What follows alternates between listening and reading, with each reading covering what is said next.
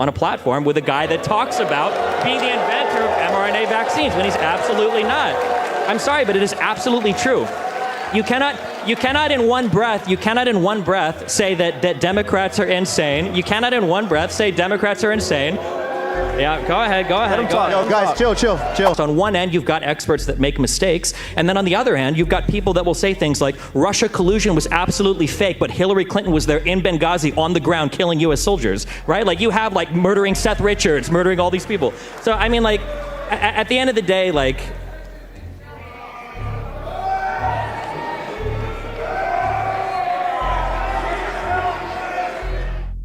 By the way, we're about to discuss satire and disinformation. Where is the line? I don't know. Do you know? The moderator for this next panel is a brave trans person who accomplished great things as a woman.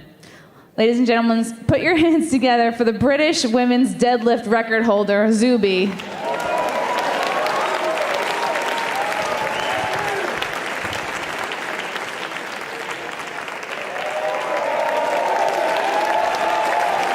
A brave trans woman. And our esteemed panelists, Seth Dillon, Majid Nawaz, Stephen Bunnell, also known as Destiny, Libby Emmons, and Margaret Kimberly.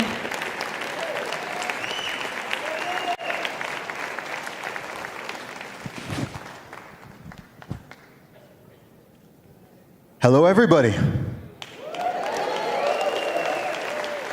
And a quick round of applause for all the wonderful panelists right here today and everyone who's been speaking. Thank you. So today we are going to be discussing the line between satire and disinformation. Now, the first question that I would like to ask this panel is, why is it so difficult to determine satire from reality these days? I think perhaps we should start with Seth. Well, you know, for one thing, we're having a hard time making a joke that's funnier than what Democrats are doing in real life.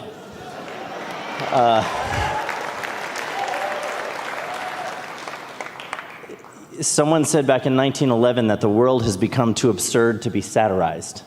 That was G.K. Chesterton. 1911, the world's become too absurd to be satirized. Look at the situation we got now. We've got like a Supreme Court nominee who refused to answer the question, what is a woman? And she is a woman, but she refused to answer that question. There's a study recently that said that kids at Stanford were more likely to wear masks while riding bicycles than helmets. These are the smart kids at Stanford, right? So, I mean, the reason that it's difficult to, in my opinion, determine what's satire and what's reality is not because satire is riding too close to reality, you know, our jokes are too believable. It's because reality is too close to satire. I hear that. What are your thoughts on this, Majid? Well, I think, sorry to make it a bit more serious after those examples, because they were funny. But I think we're in the middle of an attempted global palace coup. And to achieve that global palace coup, which is quite literally a takeover of global governance under one centralized authority on the planet, after having seeded agents in various national governments and being admitted to openly by Klaus Schwab on the record at Harvard University. To succeed in that plan, you need to be able to destroy everybody's connection to reality, because you're changing reality for the purposes of an ideological agenda. You're trying, almost like a struggle session under the Chinese Communist Party, to change what people view as real so that you can take them along with your ideological indoctrination. To do that, everything needs to be relative. There needs to be no such thing as truth, or, because truth is obviously a search, we can't be so arrogant as to claim we have it. So more accurately, there can be no such thing as the quest for truth. What matters is relativity, because if everything is subjective, then nothing is correct. And if I have power, I can manipulate propaganda and all of the processes and all of the institutions of society to push people towards a new reality, which is my dogmatic vision. And unfortunately, the last 2 years through COVID demonstrated more than we needed in terms of proofs and evidences around the world that this agenda has been afoot. And I'll end on...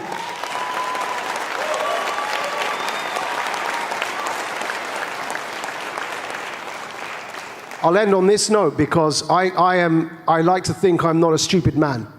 And when I see every single Western national government across Europe, in the Five Eyes nations, Canada, Australia, New Zealand, the United Kingdom and the United States of America, those English-speaking Five Eyes nations, but also across Europe, all of these governments making the very same mistakes on the very same issue at the very same time, you cannot convince me that there isn't some nefarious agenda going on there, especially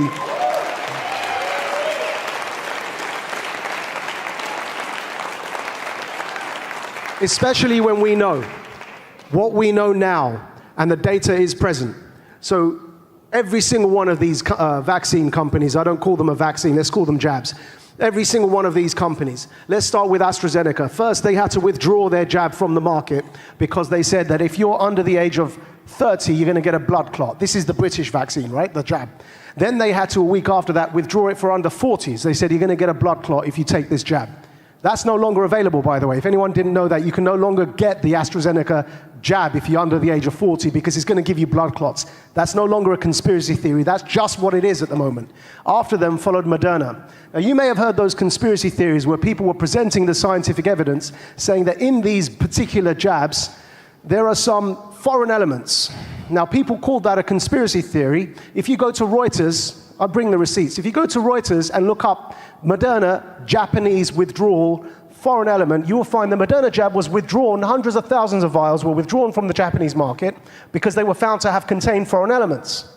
Then Moderna in the European Union withdrew hundreds of thousands of the very same jab because it was found to contain foreign elements. After, everybody was told if they don't take this thing, they're going to lose their jobs. Now, no one tells you what those foreign elements were, but they're probably in your body right now. That's Moderna. Then there's the... Majid, for the interests of time, can we wrap it up? Yeah, so thank you. So apologies, but this is because this is reality and we're not being told it. So my apologies. Then there's the...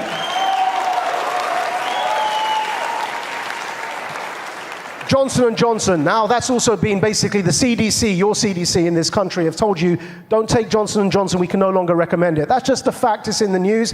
And finally, Pfizer, 1,200 people died within the first 3 months of that jab being tried on people. That data was only released because somebody had to go to a high court and the judge forced them to release the data they didn't want to release.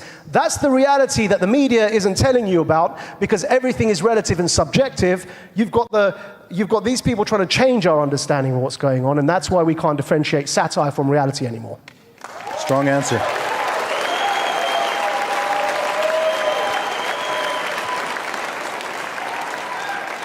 That's deep right there. Destiny, what are your thoughts on this topic? I didn't realize I was going to see the satire reality distinction done on the panel, but I think that the truth is, I think the truth is far more boring sometimes than we care to admit. I think that the truth is we're just not very much interested in what is real or what is true. I think we all kind of have these ongoing political or ethical narratives that exist in our mind, and I think we like to shop around for opinions or ideas that kind of either reinforce or go against it, depending on what kind of media we're consuming. I've been doing streaming political stuff for 6 or 7 years now, and I'll be honest, I could tell everybody, if I do a huge stream where I'm attacking everybody on the left or I'm attacking everybody on the right, I'm going to get a ton of views doing it. If I do a stream where we just read studies about hydroxychloroquine or metal shavings being found in a couple of vaccines that caused them to get recalled in Japan, that's going to be way less sensational than saying that there were foreign agents found in vials in Japanese vaccines that were withdrawn and never explained about, which they were. People talk about these things. But I think that engaging with the actual truth of the matter of what's going on is always going to be secondary or subservient to whatever political agenda you have. It's just way more exciting to pretend that we live in a Tom Clancy novel where there's this collaboration going on between all of these governments around the world than the idea that sometimes people mess up, sometimes even experts get things wrong, sometimes your population genuinely disagrees with you. It's not a corporate lobbyist or a shady boogeyman causing the government to do things that you hate. It's actually just your neighbor that you never talk to anymore because you're too busy spending time online than with your neighbors who actually has substantive disagreements with you about the way that you run your country. So yeah, I would say that the issue between satire and reality is that reality is something that we never cared for anyway. It's just way easier to avoid it now than it ever has been in the past. There is too, though. But just back to my point about the world being comically absurd, because it is true. You know, it's simple on this level too. We did a joke about how Trump had claimed to have done more for Christianity than Jesus himself. Right? This is back in like 2019. We did this joke. And the left shared it like crazy because they wanted it to be true. They wanted to believe that it was true. So like New York Times reporters were sharing this joke, thinking it was real. And then Snopes fact checks it to clear things up for us and rates it false. And they say, no, this did not actually happen. Trump did not claim this. But then you fast forward to 2021, and Trump goes on a radio show and says, I've done more for Christianity and religion in general than any other person in history. So we now have a spreadsheet where we've tracked 72 jokes that have come true.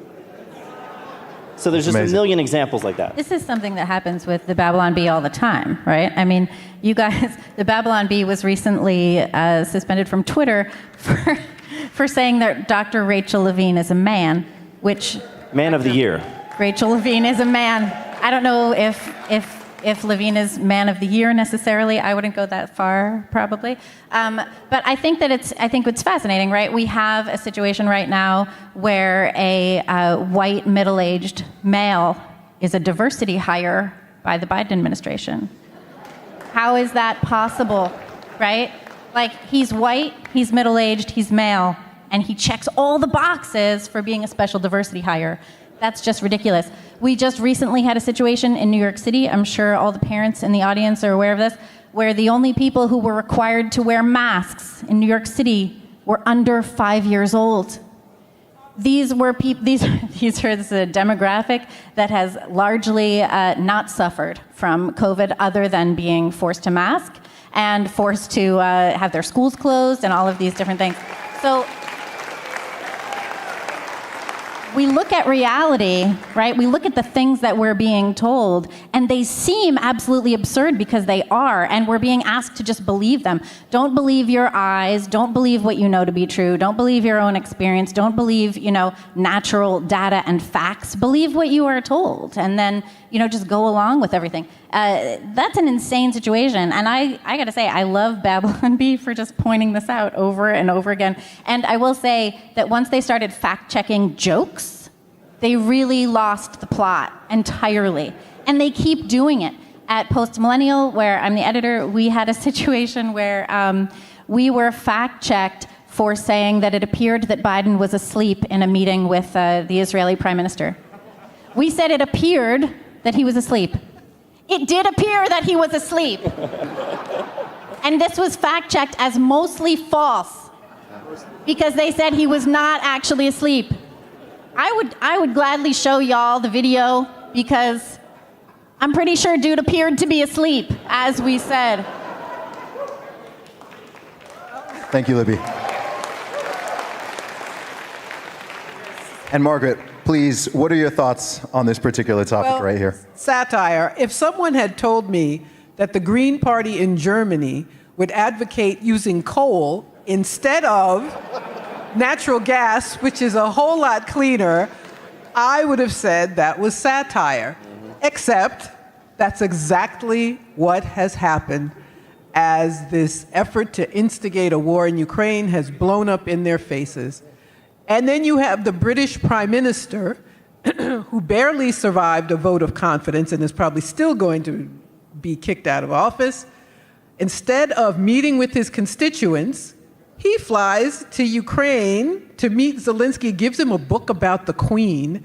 So he runs away from home, from a political fight he's about to lose, but it's true.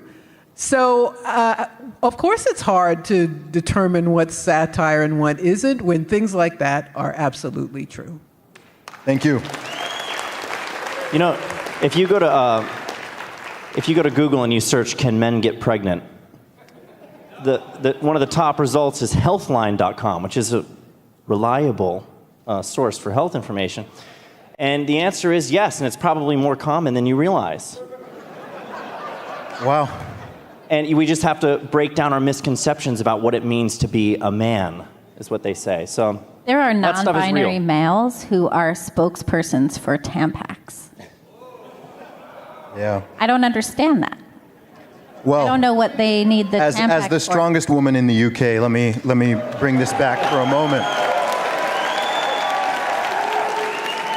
We shall all defer to your feminine power. We can still touch on some of these. We're staying on this satire topic, of course, for the entire panel. But do you think that on social media, should accounts that are satire, should they be required to express so upfront? Should there be some type of tag or badge saying that this is a satirical page, and why or why not? Are we going to go in order? Do we want? The best way to go? Well, as given your role, how about we start with you on this one? So, I mean, our tagline is fake news you can trust. So it's kind of in the tagline.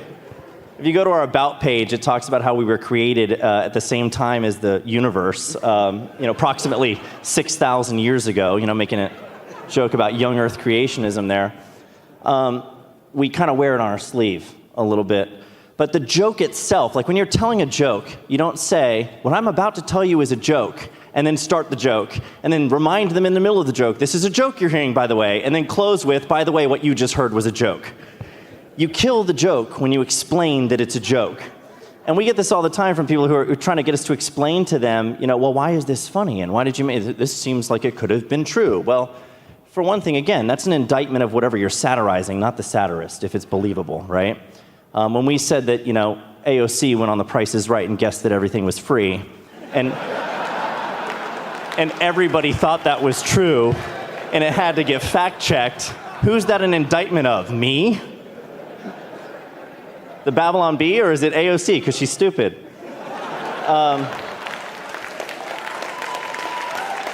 No, you should not need a disclaimer for satire. Jokes are going to be believable sometimes. It's not, but the intent of there's a big difference when we talk about disinformation. The distinction between disinformation and satire. Disinformation is intended to mislead. There's websites out there that'll report falsely that Kevin Hart died in a car accident, and that's the headline: Kevin Hart dies in car accident. That's just false. There's no punchline. There's no joke. There's no point. Satire is making a point.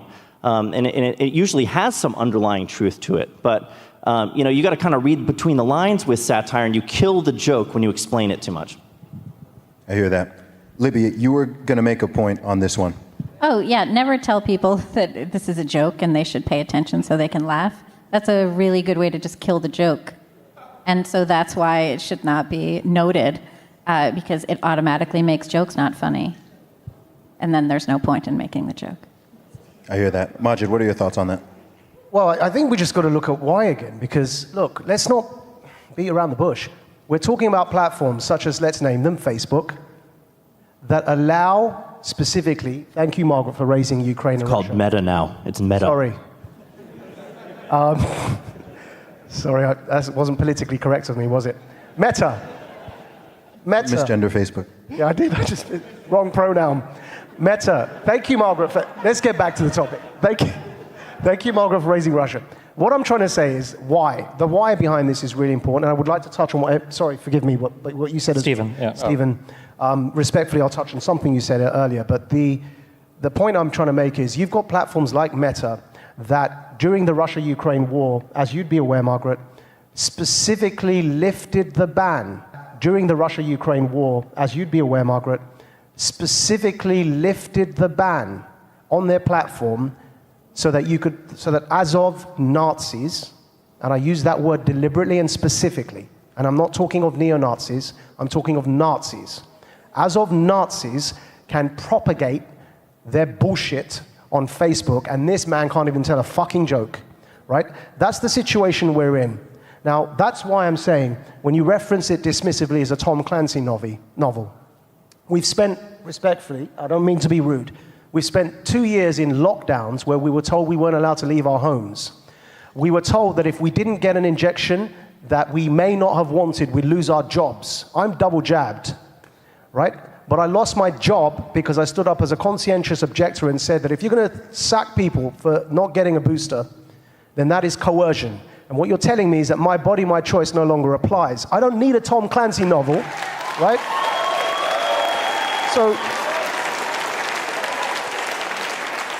when we get to the why, when we get to the why, we have to understand these aren't mistakes. It's not a mistake that Facebook allows as of Nazis to propagandize while they're banning people like me and shadow banning people like me and him and others. That's not a mistake, that's an agenda. So the real question needs to be, what is the agenda? What's going on? I think there is a... I'll let you respond. Go ahead. Stephen, do you want to respond to that? So a conversation that I had earlier was, what is the goal of an event like this? And sometimes people will say the goal is to bring together people that are thinking differently from the left and the right. And I think sometimes we kind of tell ourselves this lie that, there's a dichotomy from left to right, and if you get people on the left, you get people on the right, you bring them together, you're having this confluence of ideas, something new is being created, a discourse that doesn't normally happen. But I think that sometimes we try to group things together like this, and it's not really as it seems. I think especially for an event like this, and I think for a lot of political discourse today, what you really have is, you have this idea of establishment, of a person that largely trusts experts, academia, institutions, and then you have this idea of the anti-establishment, the person that trusts the Joe Rogans or the preprints or the Twitter accounts that have the funniest tweets. And I think that when you split people up like that, you start to look at some events that come together that have people from the left and the right aren't really that ideologically diverse at all. You just have a bunch of people that are anti-establishment. Some say they're left, some say they're right, but they're all equally critical of whatever the establishment happens to be. And for some reason, they are unwaveringly supportive of everybody that identifies themselves as anti-establishment. And I think in some ways, I think these people do themselves and their side more of a disservice than the people they end up attacking. For instance, I think it's fair to say that we can criticize some of the ways that the COVID-19 policies were handled, some of the ways the lockdowns were handled, maybe some of the mandates for vaccines, maybe the idea that people with prior infections couldn't get passes the same way that people with vaccines could. I think there's a lot of fair criticism there, but I'm never going to listen to it to a guy that is eating horse paste because Joe Rogan said that it was a good idea on a platform with a guy that talks about being the inventor of mRNA vaccines when he's absolutely not. I'm sorry, but it is absolutely true. You cannot in one breath say that Democrats are insane. You cannot in one breath say Democrats are insane. Yeah, go ahead. Let him talk. No, guys, chill. Let him finish. It was funny because you talked about earlier, the funniest thing was that Democrats were impossible to satirize. Meanwhile, I remember Republicans saying, what are we going to do after the election? Go back to work? That was the funniest joke that I heard last year. But no, I think there's a serious issue where you have problems, and the people criticizing those problems, the solutions that they offer are equally not in reality. You've got people pushing for things like hydroxychloroquine or other medications that time and time again get shut down, where there's no good studies, no good research, but because it is the anti-establishment position, they will take it just as unwaveringly as any establishment shill will to defend their position. And I think that's a big problem. Okay.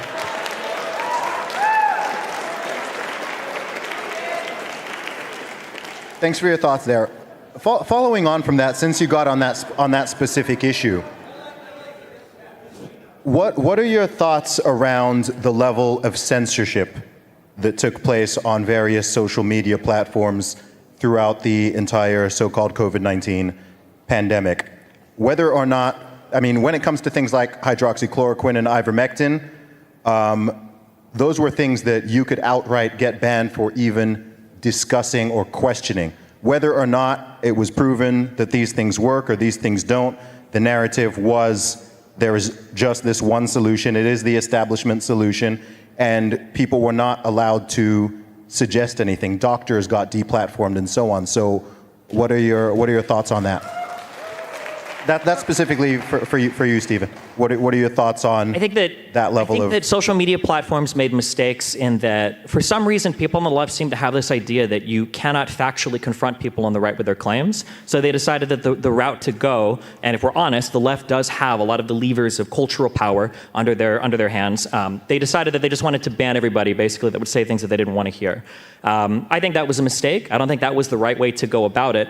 But on the other hand, I will be critical of people on the other side that say they're only interested in talking about facts. They're only interested in talking about truth. They just want to give an alternative, running dialogue to whatever the mainstream is, which is absolutely not true. For instance, if you watched O'Keefe's documentary on some of the things having to do with vaccine side effects, you can read on the actual documentary, you can see on the screen, he talks about a perfectly healthy, I think it was 14-year-old that either had heart complications or died as a result of the vaccine, who had no prior problems. You can see on the screen right there that when the kid was 9 years old, he was already hospitalized hospitalized for breathing problems. This was not a normal, ordinary, 14-year-old healthy male. That absolutely was not the case. So I wish that people on the left weren't so trigger happy to just ban everybody that they think they disagree with, that they see as a danger. But I also wish that people on the right were honest with their engagement with some of these facts, rather than pretending that they're just good faith interlocutors who are trying to spread their own brand of misinformation. Let's not heckle, guys. I do worry about the... Majid, I'll get to you in a moment. We haven't spoken to Margaret for a moment, and she's got something to say, so... Yeah, this question about censorship and these social media platforms, don't censor anything. That is my response.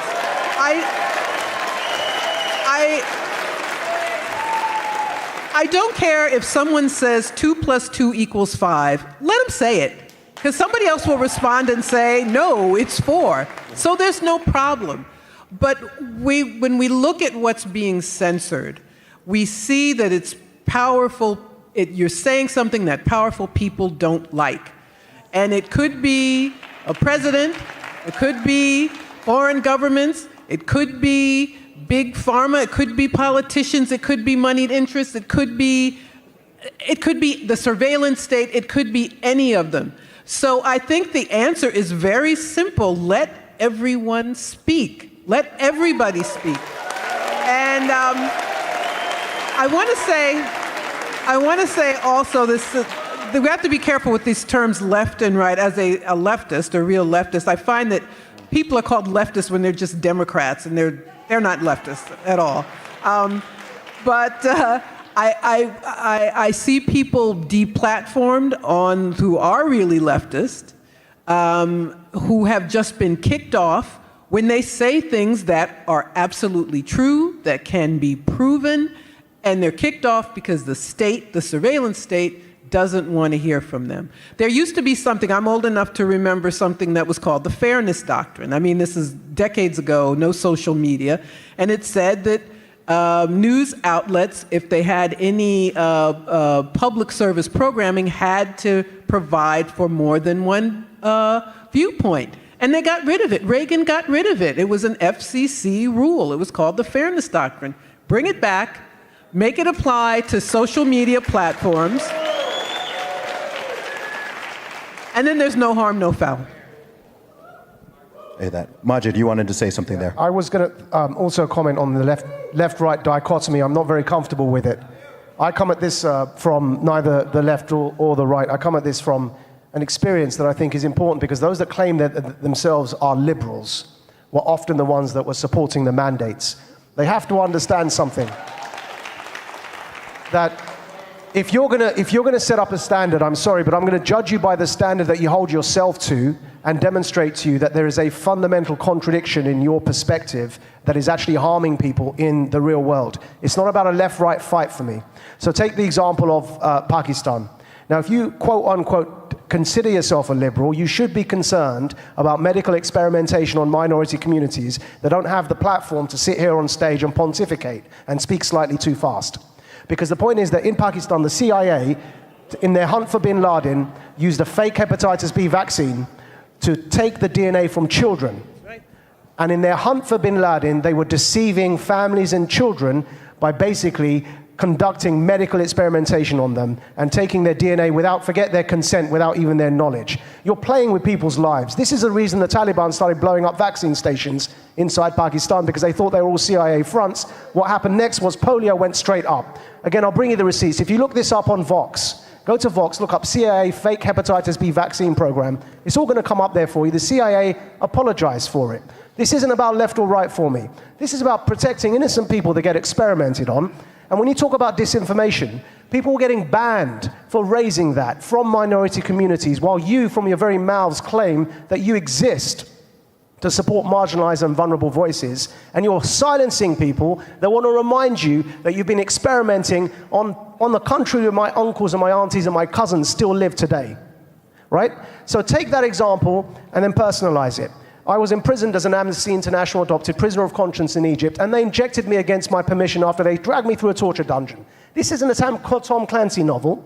This is what they're doing to people in real life. And it's disinformation for me to say this on social media. That's my point. Yeah? So I know I'm in New York. I know I'm in New York, and I know that in New York, this isn't particularly a popular thing to say, but you have to hear this, because you call yourselves liberals. You have to hear the fact that in the real world, systems are torturing people with medical experimentations. Because they're from minority communities, they don't have a voice. And the New York Times isn't telling you this. And so when you talk about this, you've got to understand disinformation has been weaponized to silence people criticizing power. That's what's going on. Yeah. Can I jump in there? That's a great point. Were you going to go? Yeah. Ladies first. I assume you're a woman. I'm not a biologist, but go ahead. Okay. I could give you a definition if you like. I will say that over the past few years of the pandemic, we saw repeatedly narratives that were being upheld as like known and obvious truths by establishment media, by pundits, politicians, by all of our academic and cultural institutions. And to go counter to these claims would get you silenced on the online town square. And I think we could all probably name them. You have climate change, COVID, January 6th, Russia collusion. Does anyone remember that? Massive falsehood.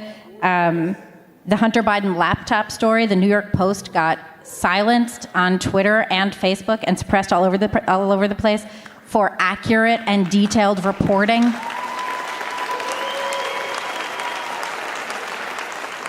And of course, there's the existence of biological sex, which you're now not allowed to mention what that is. So I think that our institutions have thoroughly beclowned themselves over the past few years, and social media has gone along with it. We've known for a long time that a lot of the foundations of social media and all of that development and everything, these people weren't taking ethics or philosophy or any of these other things. And there's just this assumption that there is a known truth and that we all must adhere to it. And repeatedly, over the past 2 years, every single one of these things that I just mentioned, the going narrative has been disproven. So I don't know how we're supposed to listen to these betters, listen to this expert class, tell us what's accurate. It's really important to continuously question everything that you've been told, and also to question your own belief system, also to question your own values and understand what you believe and why you believe it. Question. I have a question. Was the CIA kicked off of Twitter? Was the CIA kicked off of Twitter? That's satire. That was a joke. Anyway, go ahead. You got to announce, this is a joke. I'm about to tell a joke. And then close with what you just heard was a joke. We laughed even before you said it was a joke. I can't agree strongly enough with the point that there shouldn't be censorship, that the answer to speech you don't like is more speech. Respond, rebut it, refute it. Or mock it, ridicule it. You should be allowed to mock and ridicule it. The problem is that the terms like misinformation, hate speech, these have now become euphemisms for, cracking down on opinions that you don't like. It's politically motivated viewpoint discrimination. And we're using euphemisms to describe it. We need to call it what it is. There's absolutely an agenda behind it. And you can see with our example, it's funny, with the Babylon Bee, we were called by the New York Times a far-right misinformation site that sometimes traffics in misinformation under the guise of satire. The New York Times called us that, and we had to threaten to sue them to get them to retract that, and they did, thankfully. They did retract that. But they were saying that for a purpose. They were saying that because they don't like us and they want us to deplatform. They don't actually believe that. They can go to the Babylon Bee website and see that our tagline is fake news that you can trust, that we put ourselves out there as a satire site. But they're putting these motives on us for the purpose of silencing us. There's a reason why they say that. And then with the Rachel Levine that you're talking about, you can't recognize biological sex and everything. What happened there was the USA Today had made an article about naming the women of the year, and they named Rachel Levine Woman of the Year, and we responded to that by naming Rachel Levine Man of the Year, and that was considered hateful conduct. And so if you go to their hateful conduct policy, it starts with a ringing tribute to free speech. It says, "We have built a platform for free expression without barriers." Verbatim. That's what they say in their terms of service. But then they say that you can't misgender, you can't dead name, whatever. Those are ideological things that we disagree with, but you can't even joke about it or they boot you off the platform. Absolutely. Now, moving on slightly, but staying on this topic, do you think that so-called political correctness / wokeness and or wokeness is destroying comedy and people's senses of humor? No, I'll tell you what's destroying comedy. It's adherence to what the state wants. I hate the words woke and political correctness because they've lost their meaning. Comedians used to be a counterculture. They went against the establishment. And so now we have comedians. So you have Trevor Noah at this, the political president's correspondence. I can't remember the name of the thing. And he brags, I just made fun of the president and nothing happened to me. And I was like, dude, you didn't disagree with anything that Biden says. So he's up there, a comedian, kissing the president's feet, I'll say. So that is what is killing comedy. We have these people who want to be friends with the powerful, and it shows you how much things have changed, that the state is encroaching more and more into people's lives. So you could say wokeness or political correctness, but I would say it's the power of the state, the power of the establishment, and you don't get to have a career. You don't get to be in certain places unless you go along with what they want. I hear that. Would you not say that by the proper definition of political correctness, that actually is what you're describing, literally political correctness, being politically correct? I think a lot of people now think it means simply just not saying certain words and being a bit more sensitive in your language, but I think the original meaning of political correctness is going along with what the political... I never liked the term, so I guess so that is my own particular bias. I never liked the term. I never thought it really described what was happening, so I will answer that way. I got that. So you're absolutely right, though. The comedian's job is to poke holes in the popular narrative, not promote it. And you watch these late-night comedians now, and they're going for the applause of affirmation rather than amusement. They're not even trying to make people laugh. They want people to agree with them and stand up and applaud. And so that's one death knell to comedy. But then the other side of it is that they're actually rigging the system so that you can't poke holes in the popular narrative. They accuse us of punching down. You mentioned earlier this is a white, male, high-ranking government official that we made this joke about. That's punching up. And these ideas are coming from the top down. The stuff that they're trying to push on you with gender ideology, it's coming from the government, media, entertainment, the universities. It's coming from all the most powerful institutions in our country. And you can't even joke about it. So you're handcuffed and can't even do the job the comedian is supposed to do. Well, and according to yeah, go ahead. No, go ahead. No, and now the idea, too, is that you're not even allowed to, with the new bans on conversion therapy, you're not allowed to tell a girl who believes she's a boy that maybe she's really a girl and it's okay. Right. And that is coming from the top down. And that's coming from, that first executive order that Biden signed on his very first day in office, demanding that all government agencies figure out how best, essentially, to push the trans agenda in every aspect of what they were doing. But this is where it's difficult for us, because when Facebook puts out a policy, and they just did this, by the way, they said you're allowed to do satire, but you're not allowed to punch down. And what they mean when they say that is you're not allowed to make fun of people or crack jokes about people or things, people who have less power than you, right? They want to put everything in a structure. So men can't joke about women. That would be punching down. But are women beneath me? Imagine thinking to yourself as a comedian, imagine thinking to yourself, you know what? I shouldn't joke about those people. They're beneath me. That's the condescending mentality they want you to be in. What if we're all created equal? Shouldn't we be able to joke about each other indiscriminately? But we're not. The point is that we're not punching down.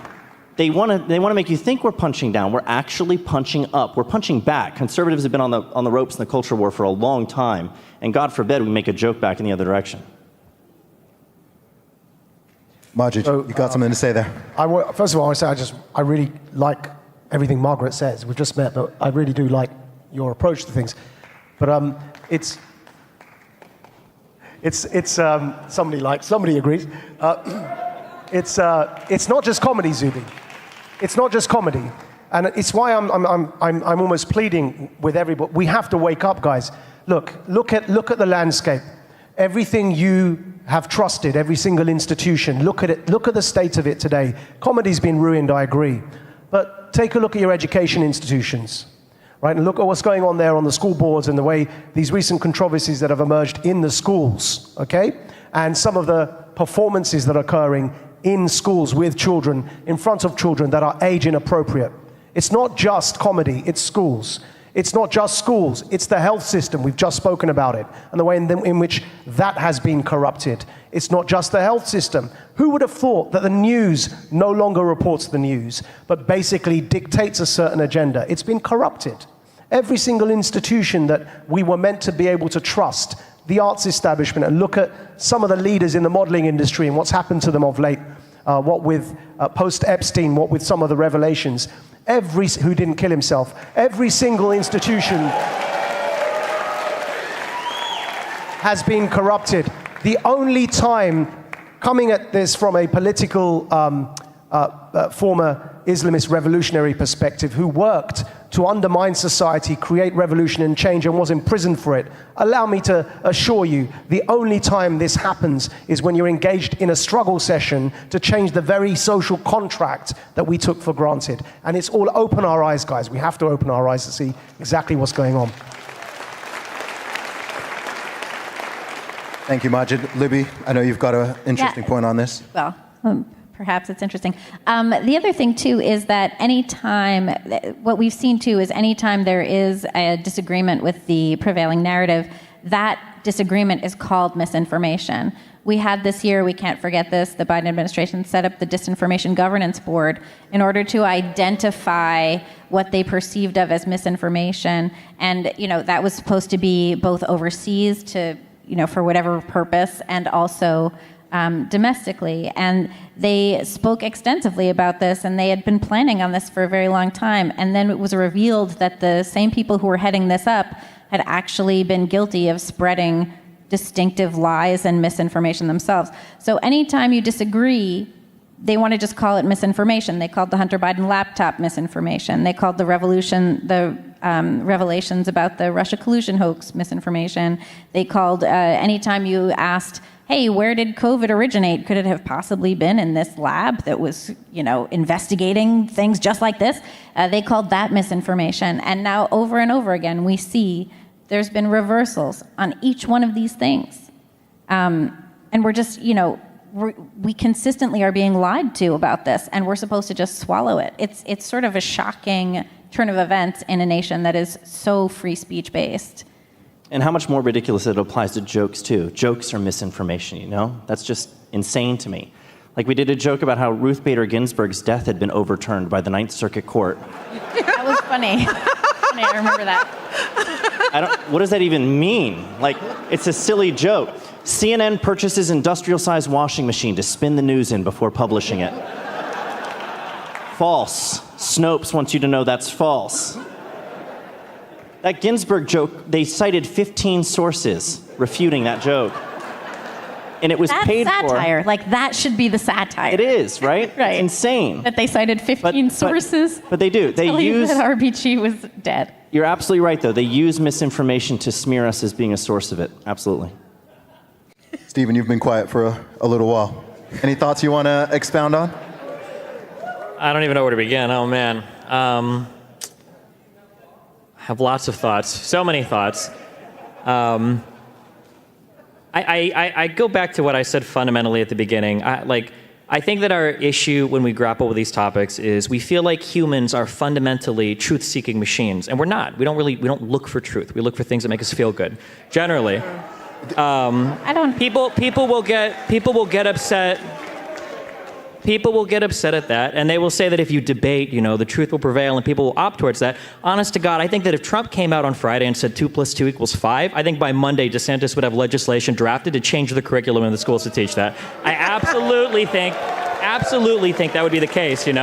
I think that was satire. Much the same. Well, we talked even on the examples of censorship given up here. Somebody says, "Oh, well, we won't talk about experimentation on minorities with medical treatments," and then you reference a Vox article. Vox is one of the most left-leaning publications in the United States. If there's a censorship going on, why would they be talking about it? Or you can look for the New York Times, the Washington Post. They'll talk about Tuskegee. There are definitely mistakes that we've made in the United States when it comes to our policy. But circling back, who am I supposed to trust? On one end, you've got experts that make mistakes, and then on the other hand, you've got people people that will say things like Russia collusion was absolutely fake, but Hillary Clinton was there in Benghazi on the ground killing U.S. soldiers, right? Like you have like murdering Seth Richards, murdering all these people. So I mean, like at the end of the day, like.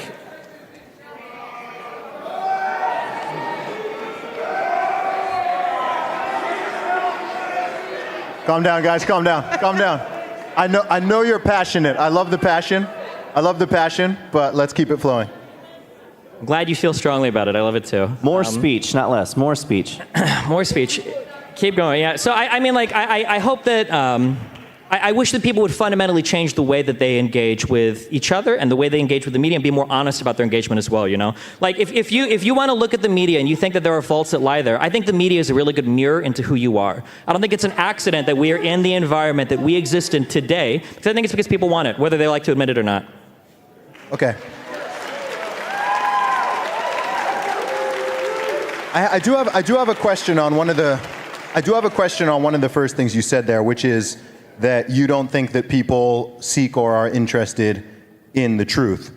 Now, I think that's true of some people, but I do think that the majority of people would like to get to the truth and are interested in the you want to truth. really? And I sure. think it's a... Here's the best example. This is the best example that I can think of. One of the most clear examples for truth seeking. So I think it was DeSantis that sent out a memo saying that in Florida we weren't going to cover any trans operations with the Florida social medical funding for Medicaid, I believe. Right? I think that was in Florida who said that.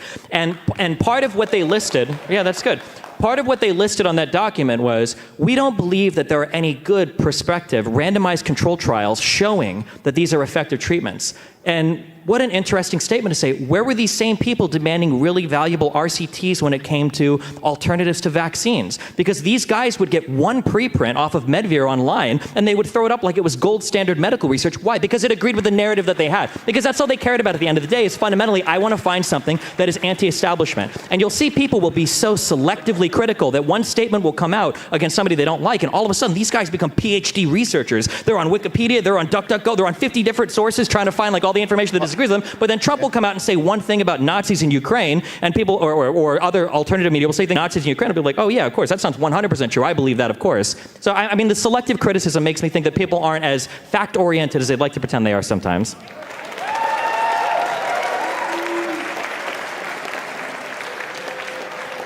I think, I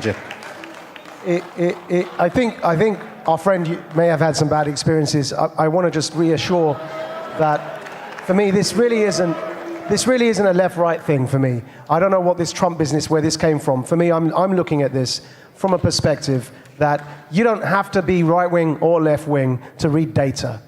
All right? It's as simple as that for me. And so I don't know why it's becoming overly politicized. And it's easy to, and you may have had bad experiences with certain discourses, but perhaps we can talk afterwards, because I'm really not coming at this from a Trump perspective at all. I'm coming at this from a perspective that we can see and have witnessed over the past few years that basically what has been reported isn't what's really going on. And that applies to COVID. That applies to Russia. And if you're interested, I have just, because of COVID, shut down what I was running for 13 years, which we like to call the world's first counter-extremism organization, the purposes of which was to challenge extremist dogma within right-wing, left-wing, and Islamist contexts. And it was my job to study extremist phenomena. I assure you, as somebody that has looked at this as of our Nazis, and if you go back before the war and look to the Daily Beast, and the reason I cite these sources isn't because they are continuing to tell the truth right now, but they did before the war. Vox's report on the CIA fake vaccine program in Pakistan was before COVID.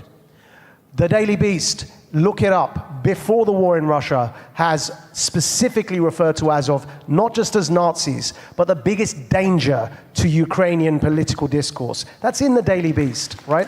So it's not a matter of dispute. As somebody, I assure you, with a professional interest in this and a personal interest in this, it's not a matter of opinion, as of our Nazis, in reality, if you're looking to evidence, if you're interested in evidence. And so I think that it's not about Trump for me. I don't care who said it. Because that Nazi, whether Trump said it or not, still came and tried to stab me and my friends when I was 15 years old, growing up in Essex, watching people stabbed, having their lungs punctured by neo-Nazis in jackboots. These guys are real Nazis. And we just have to understand something, that not everything has to be politicized. I'm not coming at this and telling you Azov are Nazis because Trump said so. I couldn't give a damn what Trump says. I'm coming at this because I know Azov are Nazis. I've studied it, right? I've never... And honestly, it's slightly insulting to dispute that. It's as bad as disputing the KKK are racists in a serious conversation. Joke about it all you like, but don't try and dispute facts when it comes to real political phenomena. It's like me saying to you, it's like me trying to pretend to you as a Muslim that Al-Qaeda aren't really terrorists, they're just resistance. I've got to be real with you guys, man. Seriously, let's not bullshit each other. Hamas are terrorists, Hezbollah are terrorists, Al-Qaeda are terrorists, as of a fucking Nazis. Let's just be real about it, yeah? Just make one comment about truth real quick. The idea that we're not interested in truth, that is certainly true of some people, but with some of these things, the things that you're not allowed to joke about, things that you're not allowed to say, you know, our joke about Rachel Levine is rooted in the truth. I think it's very important. The reason we haven't deleted that joke and admitted that we engaged in hateful conduct is because the truth is not hate speech. 2 + 2 = 4. There's men and there's women, and they can't switch sides. And people who care deeply about those basic biological truths, those facts of reality, scientific truth, biological truth, objective truth and reality, we care about it very deeply, and that's the reason we're defending it. And that's also the reason we're being deplatformed. Yeah. Stephen. So I agree, it's not a left versus right divide. As I said in the beginning, I don't think the divide is left versus right. I think it's establishment versus anti-establishment. I think that's where the real divide is. And I think that you get people that tell these lies to themselves that they're not partisan, they're not political, because they have people from the left and the right that agree with them, but then they find themselves surrounded by a bunch of fans that all listen to the same media, have roughly the same opinions, support and unsupport roughly the same politicians. And the reason isn't because they've gotten this diverse group of people from the left and right. That wouldn't explain all the same opinions. It's because they've gotten a bunch of people that are basically just anti-establishment. That's it. They want to find things that oppose the establishment, and then they'll ride those opinions into the sunset.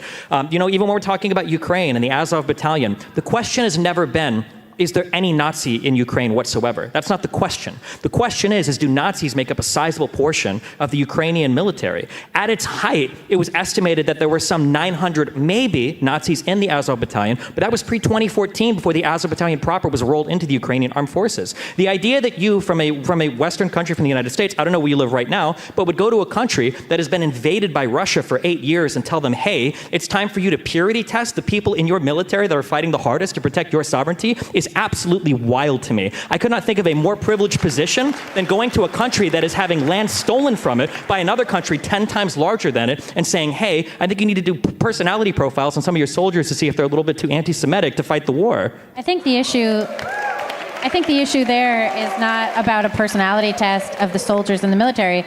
The question is the U.S. now actively funding Nazis? Yes. It is. The problem is, like, we're when we say sending so much guys, money, like we're sending, like, are we actually arming Nazis? I don't want to dwell too long on this Russia-Ukraine topic. It's interesting, but I think we've deviated quite far from the I think it's important, though, because topic. you can see the difference in fact here, right? Like, does the United States support Nazis? What does that mean? Has the United States sent money to any country that might have a Nazi in its military? We probably have Nazis in our military. Yeah, but the most money that we probably sent to Nazis are probably in the own U.S. military. We're actively funding this war. I think this is real-life Godwin's law, because we're somehow now talking about Nazis. So that's perfect. This is satire. Let's bring it back. Let's bring it back has now become a satire all by itself. Let's bring it back to the core topic, because we've only got a few minutes left. Now, the last question I'd like to get an answer from each speaker on is, where do you think the line between satire and genuine misinformation is, and how do you think that is best addressed? I'll start with you, Seth. Let's run through. If you can keep your answers fairly brief, please. First of all, doesn't he remind you of, like, Paul Rudd and Ben Shapiro at the same time? It's like if they had a baby, right? He looks like Paul Rudd, but he sounds like Ben Shapiro.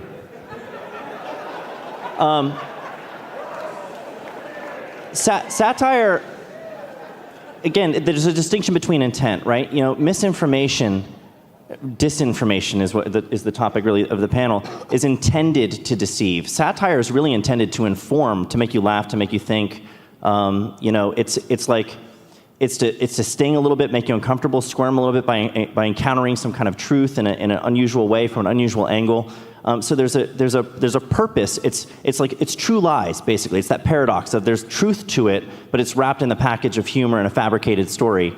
And so, there's not really a line there. They're really two very distinct things. There's just confusion that happens when the world is so crazy it's impossible to satirize. And that's primarily, in my opinion, the fault of the left. But it's not that the right, there's nothing that you can make fun of there. It's just the world is crazy. All these things that we've mentioned tonight, some of these examples that we've given, they're so out there, they're so insane. It's hard to know when you look at a headline. People are doing this show now. They're on their podcast and whatever. The B or not the B. You have to guess. The B or not the B. They'll read a headline and you have to guess. Nobody knows. It's a 50-50 shot. It's a coin flip. You have no idea what it's going to be. And that's the reason there's a difficulty there, but it's not because there's like a fine line satirists, bump up against the truth. No, the truth is becoming too much like satire. Awesome. Thank you. Majid? I'll keep it short. I just don't think it's a coincidence that you're seeing various articles of the US Constitution come under attack at the moment. Stephen? I think the B guy said it best, actually. Whether intentionally or unintentionally, I think people don't realize that satire isn't just jokes. Jokes aren't just jokes. Usually there's some underlying truth aspect there that you're getting at when you tell a joke. Otherwise, it's not funny. If you randomly make a comment about a random thing, there's nothing insightful or there's nothing revealing there if there's not some underlying truth to the issue. So I guess if people were a little bit more honest sometimes that when they're engaging in forms of humor or satire or whatever, there is an underlying fact of the matter that they're hinting at. I don't know, maybe it would help people understand, I guess, why things are funny or where to draw the line between truth and reality sometimes. Thank you. Libby? Yeah, satire is intentional. One of the earliest satires, of course, was Thomas More's Utopia, which described the perfect society, and then went on to show how imperfect and dystopic it was. And I think that's the whole thing. Satire is intended to reveal truths or to inspire conversation and to dig deeper into something. Misinformation is a catchphrase that's used by people in power to discredit people who disagree with them. Got it. Yep. I think the existence of the word disinformation is itself satirical. I mean, it's what does this word mean? The fact that the government they put it on pause, by the way, it's coming back. They got to get their PR act together. Pause. But this disinformation governance board that the government was going to decide who they should discredit and who they should not discredit. I think that is should be seen as satirical in and of itself, but there was hardly a peep about. The only people who said anything were Republicans. Democrats said nothing. The progressives, the civil libertarians, they were silent. They said absolutely nothing about something which I think 20 years ago, well, if a Republican had been in office, they would have said something maybe. But I think that is satire. The fact that this word has been ginned up to fool us and to give the powerful a new means of discrediting anyone they want to disappear. Strong words right there. Awesome, guys. That's all we've got time for. Thank you so much. If you can have a round of applause for our wonderful panel. Thank you. Yes, keep clapping. Keep clapping for Margaret Kimberly, Libby Emmons, Stephen Bennell, Majid Nawaz, Seth Dillon, and Zuby. Yes, we booed, we cheered. What an exciting night. Festival of ideas.